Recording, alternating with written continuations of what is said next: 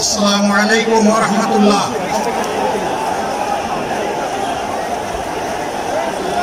আসসালামু আলাইকুম ওয়া রাহমাতুল্লাহ। ওয়া আলাইকুম আসসালাম ওয়া রাহমাতুল্লাহ। আলহামদুলিল্লাহি রাব্বিল আলামিন ওয়াসসালাতু ওয়াসসালামু আলা রাসূলিল কারীম ওয়া আলা আলিহি ওয়া সাহবিহি ওয়া আহলি বাইতি আজমাইন।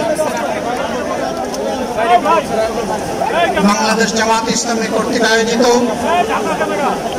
আজকের এই জাতীয় সমাবেশে উপস্থিত সম্মানিত জাতীয় নেতৃবৃন্দ,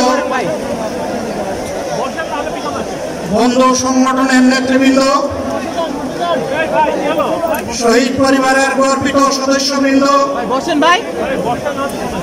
24 জুলাই যোদ্ধাবৃন্দ, আপামর দেশবাসী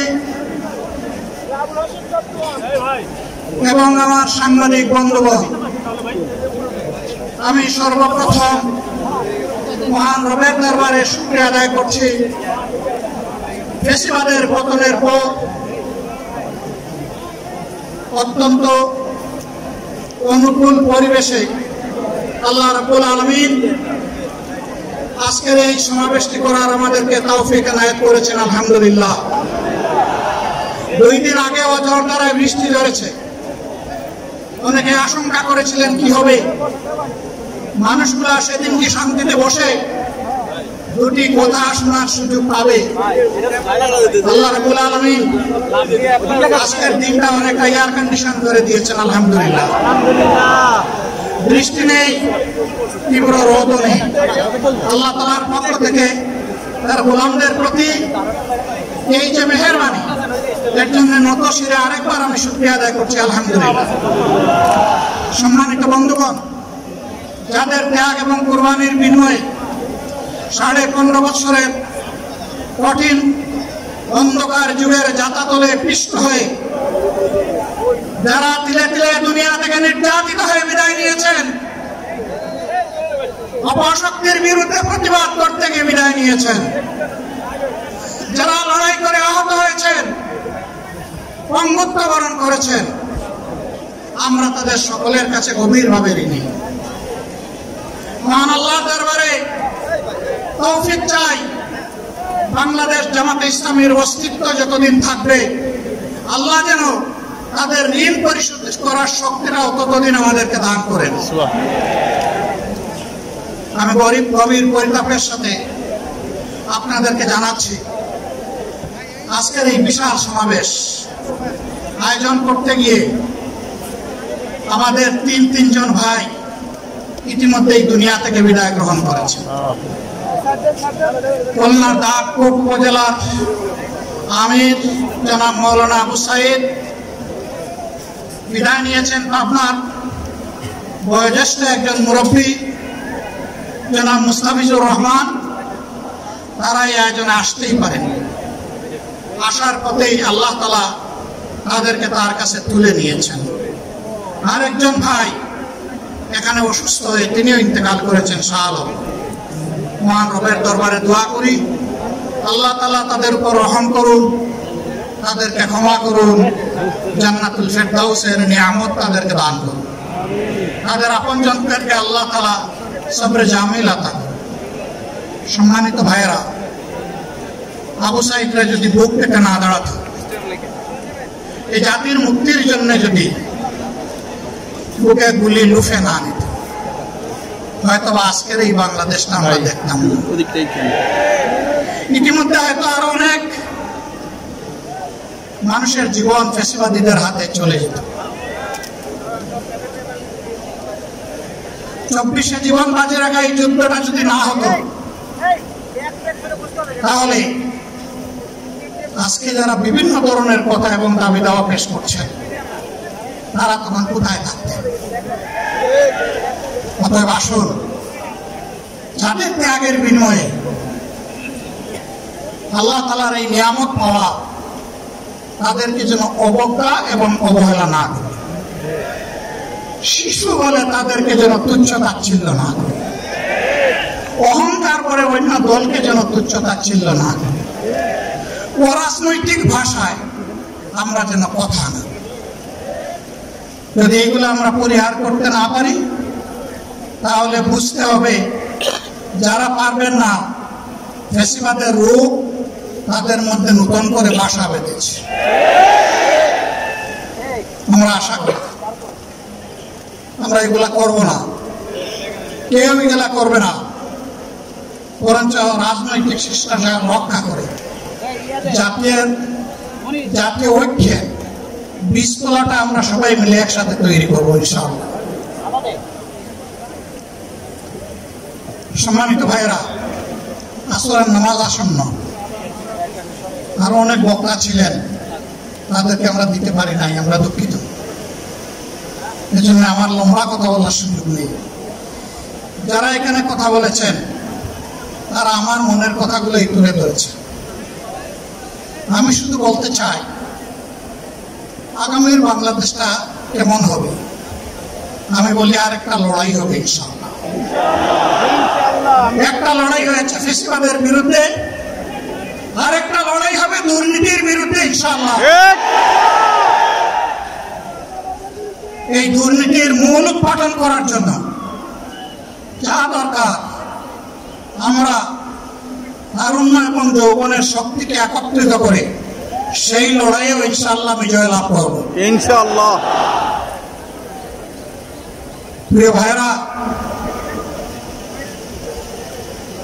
জামাত ইসলামী যে দুর্নীতিমুক্ত সমাজ গড়বে তার প্রমাণ কি? তার প্রথম প্রমাণ হচ্ছে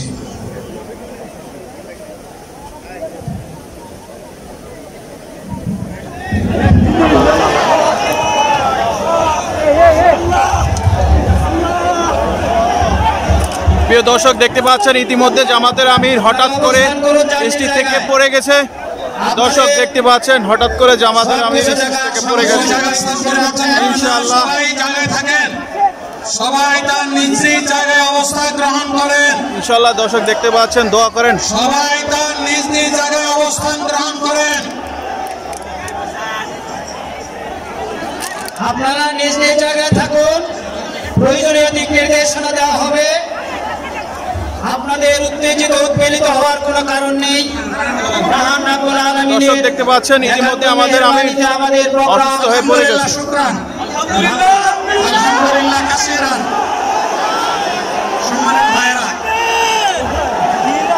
সম্মানিত ভাইরা, আপনারা শান্ত ভাইরা, আল্লাহ রাব্বুল আলামিনের রসের মেহমানিতে সদরে মাহফিল মুহতারাম আমির জামাত অচিরেই সুস্থ হয়ে যাবেন ইনশাআল্লাহ। আমি আল্লাহ তাআলার শুকরিয়া আদায় করি,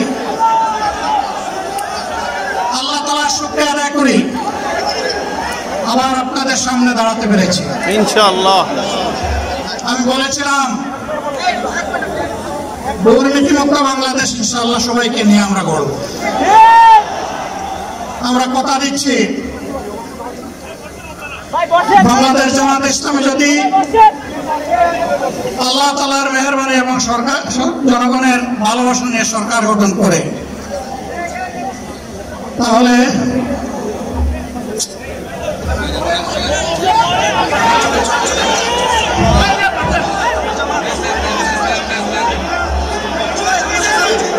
দর্শক দেখতে পাচ্ছেন ইতিমধ্যে আবারও অসুস্থ হয়ে পড়ে গেছে আমাদের বাংলাদেশ জামাত ইসলামের আমির। আপনারা নিজ নিজ জায়গায় অবস্থান করুন। সংশ্লিষ্ট বিভাগের দায়িত্বশীল আছেন, তারা প্রয়োজনীয় ব্যবস্থা নেবেন। কারো মাইকের সামনে আসার দরকার নেই।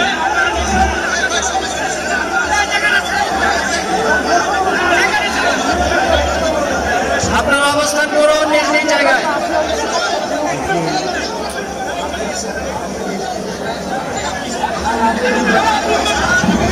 সবাই মেহরবানি করে শান্ত হয়ে বসুন, শান্ত হয়ে বসুন, শান্ত হয়ে বসুন।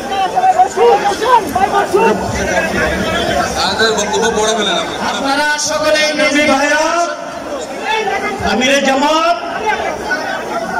একটুখানি অসুস্থ হয়েছেন গরমের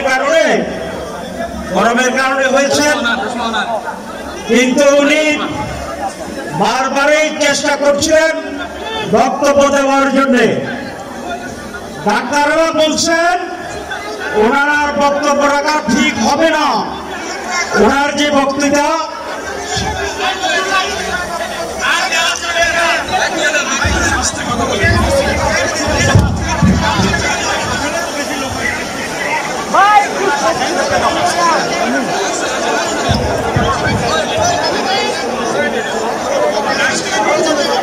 আপনারা নিজ নিজ আসনে উপবেশন করুন। সংগঠনের দায়িত্বশীলগণ প্রয়োজনীয় দিক নির্দেশনা দিবেন। আপনাদেরকে নিজ নিজ জায়গায় অবস্থান করার জন্য অনুরোধ করা হচ্ছে।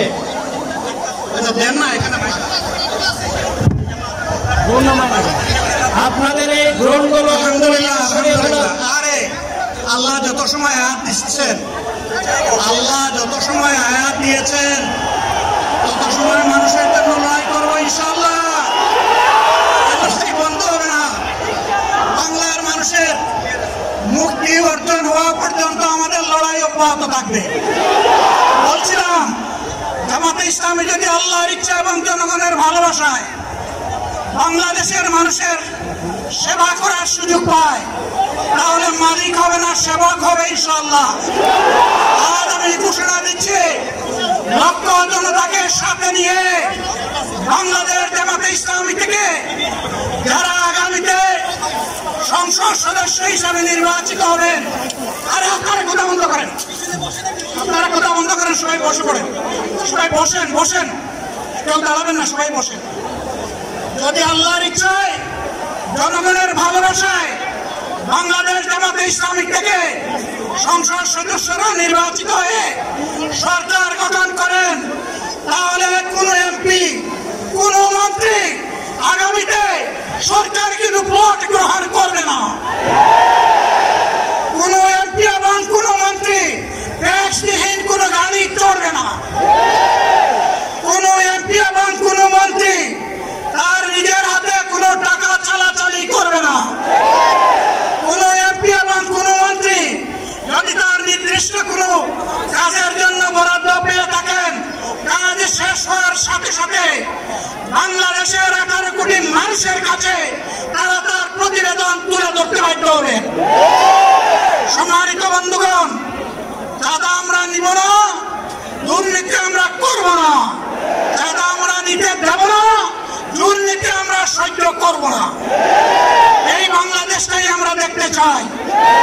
যুবকদেরকে আমরা স্পষ্ট ভাষায় বলতে চাই, বন্ধুগণ, তোমাদের সাথে আমরা আছি। আমি আজকে জামাতের আমির হিসাবে এখানে কথা বলতে আসিনি। আমি এসেছি বাংলাদেশের 18 কোটি মানুষের একজন হয়ে কথা বলতে। আমি শিশুদের বন্ধু, আমি যুবকদের ভাই, আমি বয়স্কদের সহযোদ্ধা, আমার ভোটের আমি ভাই। সুতরাং তাদের মুক্তির জন্যই আমি দায়িত্ব নিয়ে আজকে এখানে দাঁড়িয়েছিলাম। আল্লাহর ইচ্ছা শরীর আমাকে সাময়িকভাবে সহযোগিতা করে নাই, এটাও আল্লাহর ইচ্ছা। এখন আল্লাহ আমাকে কথা বলার সুযোগ দিচ্ছেন। আমি বলতে চাই, বাংলাদেশের নির্দিষ্ট কোন শ্রেণীর মুক্তির জন্য আমাদের এই লড়াই নয়। রাস্তার একজন পরিচ্ছন্নতা কর্মী, চা বাগানের একজন শ্রমিক,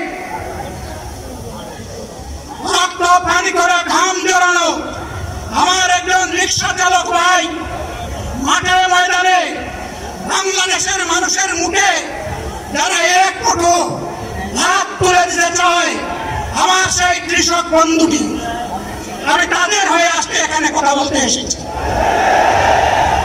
আমি কোন অভিজাত শ্রেণীর হয়ে এখানে কথা বলতে আসিনি। আল্লাহ তাআলার অশেষ মেহেরবানি, আজীবন সকল রক্ত চক্ষুকে উপেক্ষা করেছি, যে জুলুমের পরোয়া করি নাই। আমার আফসোস, 24 সালে জাতিকে মুক্তি দিতে গিয়ে যারা জীবন দিয়ে শহীদ হলো, আমি তাদের একজন হতে পারলাম না। আপনাদের কাছে দোয়া চাই, ইনসাফের ভিত্তিতে একটি দেশ গড়ে তোলার জন্য আগামীতে যে লড়াই হবে, আমার আল্লাহ যেন সেই লড়াইয়ে আমাকে একজন শহীদ হিসাবে কবুল করেন। সম্মানিত বন্ধুগণ, আমাদের প্রিয় শহীদ নেতৃবৃন্দ 2006 সালের 28 অক্টোবর থেকে শুরু করে পল্টন গণহত্যা, শাপলা গণহত্যা, সারা দেশের গণহত্যা, পিলখানার গণহত্যা, 24-এর গণহত্যা, এই গণহত্যা যারা করেছে তাদের সকলের বিচার বাংলাদেশের মাটিতে নিশ্চিত করতে হবে। এদের বিচারের দৃশ্যমান প্রক্রিয়া শুরু না করা পর্যন্ত পুরোনো ব্যবস্থাপত্রে বাংলাদেশ আর চলবে না। এতগুলো মানুষ এমনি এমনি জীবন দেয় নাই, জীবন দিয়েছে জাতির মুক্তির জন্য। যদি বস্তাপটা পুরানা সবকিছুই টিকে থাকে তাহলে কেন তারা জীবন দিয়েছিল? যারা ওই বস্তাপচা ব্যবস্থাপনায় বাংলাদেশকে আবার করতে চান তাদেরকে আমরা বলি, জুলাই যুদ্ধ করে যারা জীবন দিয়েছে আগে তাদের জীবনটা ফেরত এনে দেন। যদি শক্তি তাকে ফেরত এনে দেন, আপনারা পারবেন না, যেহেতু পারবেন না, কাজেই নতুন ব্যবস্থায় নতুন বাংলাদেশ গড়ে তোলা হবে ইনশাআল্লাহ। শিশু, কিশোর, যুবক, মা, বোন, শ্রমিক, ছাত্র, জনতা, ব্যবসায়ী সবাইকে যেই দেশ, যেই সংবিধান, যেই রাষ্ট্র নিরাপত্তা দিতে পারে সেই নতুন বাংলাদেশ আমরা গড়ে তুলতে চাই। ভাইয়েরা, আমাকে সবাই চাপ দিচ্ছে, কেউ বলে ভাই শেষ করেন, কেউ বলে চাচা শেষ করেন। আমি তাদেরকে নিশ্চয়তা দিয়ে বলছি, আমার মুখ আমার আল্লাহ নির্ধারিত সময় থেকে 1 সেকেন্ড আগে হবে না, এবং হায়াত যা দিয়েছেন তার 1 সেকেন্ড আগেও আমি যাব না। অতএব মহান আল্লাহর কাছে আবার তৌফিক চাই। আপনাদের কাছে যে কষ্ট হয়েছে আপনারা, আমি তো এখানে শান্তিতে বসাছিলাম আর চতুর্দিকে শুধু দৃষ্টি বোলাচ্ছিলাম, কি কষ্ট হচ্ছে আমার ভাইদের। ভাইরা, এই কষ্ট আল্লাহর জন্য, এই কষ্ট কার জন্য? ইনশাআল্লাহ আল্লাহ তাআলা আপনাদেরকে তার উপযুক্ত জাযা দুনিয়ায় দিবেন, আখিরাতে দিবেন। আপনাদের এই ত্যাগের বিনিময়ে নতুন বাংলাদেশ আমরা পেয়ে যাব। আসুন সেই নতুন বাংলাদেশের জন্য একবার স্লোগান দিয়ে শেষ করি, নারায়ে তাকবীর। আসসালামু আলাইকুম ওয়া রাহমাতুল্লাহ।